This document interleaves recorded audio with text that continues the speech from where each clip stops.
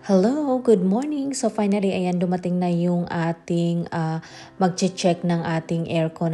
So ayan, actually last week pa ako nagpa-schedule. Kaso fully booked sila kaya wala silang available na slot. So ngayon finally at nagkaroon nga ng available. So ayan, dahil mahigit 1 week na kaming natutulog sa living room sa sobrang init. Kasi kahit magpa-fan kami sa kwarto, sobrang init pa rin. Kasi mahigit 100 degree ba naman dito yung init ng araw. So just imagine kung gaano kainit yun. So ayan, chinek na niya yung ating unit.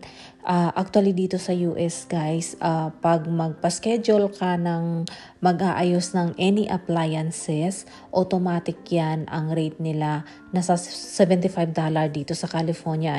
Hindi ko lang alam sa ibang states. Dito sa amin, kahit ipapagawa mo yung unit or hindi, or for example, gusto mo lang malaman kung anong problema or ikaw ang mag-aayos, which is mas okay kung alam mong ayusin, basta alam mo kung ano yung problema, automatic yun magbabayad ka ng $75. Kung baga sa taxi sa atin yun yung flag down rate nila.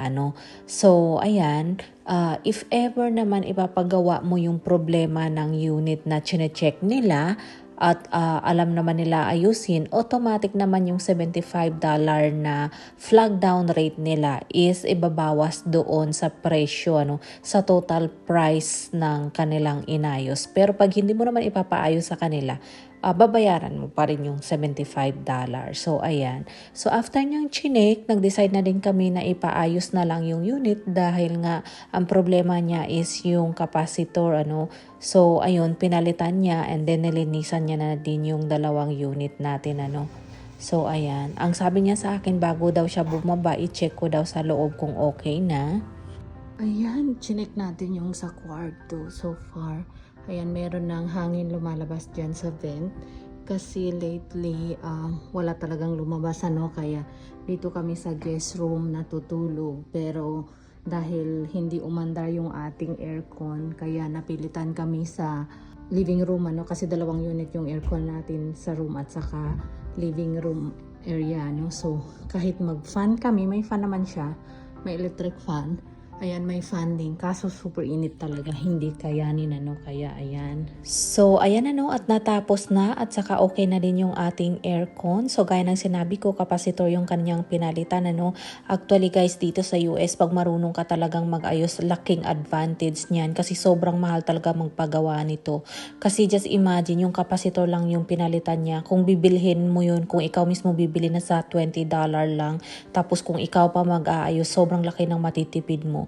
But since pinagawa namin ito sa kanya, ang binayad namin nasa halos 300. Parang nasa 290 something yung binayad namin. So just imagine ang mahal, diba?